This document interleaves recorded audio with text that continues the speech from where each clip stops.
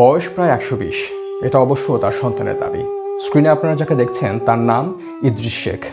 ২৯ জুলাই মঙ্গলবার দুপুরে ঢাকার মহানগর দায়রা জজ আদালতের ৩য় তলায় ঢাকার দ্রুত বিচার ট্রাইব্যুনাল ১-এর এজলাস কক্ষ থেকে ইদ্রিস শেখকে হাত ধরে সিঁড়ি দিয়ে নামাচ্ছেন পুলিশ সদস্যরা।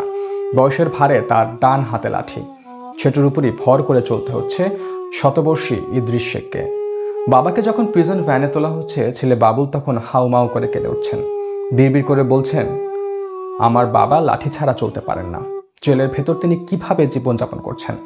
ছেলের কান্না দেখে নিজেকে ধরে রাখতে পারেননি ইদ্রিস শেখ। তিনি দাবি করেন তার বয়স এখন ১২০ বছর। এই বয়সেও জেলের ঘানি টানতে হচ্ছে। আপনাকেই বলছি, ইন্স্যুরেন্স করলে সিটিতে সুরক্ষা পাবেন নিশ্চিত। তিনি ন্যায্য বিচার পাননি বলেও আহাজারি করেন। ছেলে বাবুল শেখ জানান তার বয়স এখন ৭০ বছর।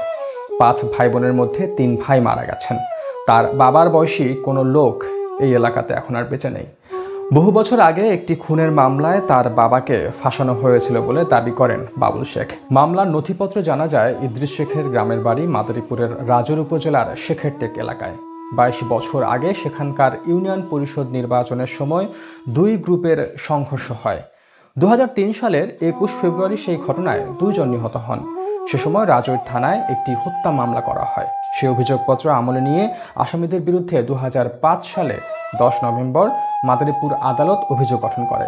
২০০৯ সালে আওয়ামী লীগ সরকার ক্ষমতায় এলে ২০১০ সালে মামলাটি চাঞ্চল্যকর মামলা হিসেবে দ্রুত বিচার ট্রাইব্যুনালে পাঠানোর সিদ্ধান্ত হয়। স্বরাষ্ট্র মন্ত্রণালয়ের গেজেট হওয়ার পর ২০১০ সালে ঢাকার দ্রুত বিচার ট্রাইব্যুনাল ১ আদালতে বদলি হয়।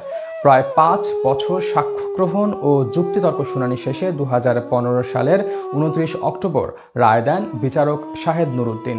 রায়ে এ মামলায় ৪ জনের মৃত্যুদণ্ড দেওয়া হয়। যাবজ্জীবন কারাদণ্ড দেওয়া হয় একজনকে, আর ইদ্রিস শেখ সহ ৯ জনকে দেওয়া হয় ১০ বছরের কারাদণ্ড। ইদ্রিস শেখের বিরুদ্ধে গুরুতর জখম করার অভিযোগ আনা হয়। রায়ের বিবরণ অনুযায়ী রায়ের দিন ইদ্রিস শেখ আদালতে উপস্থিত ছিলেন।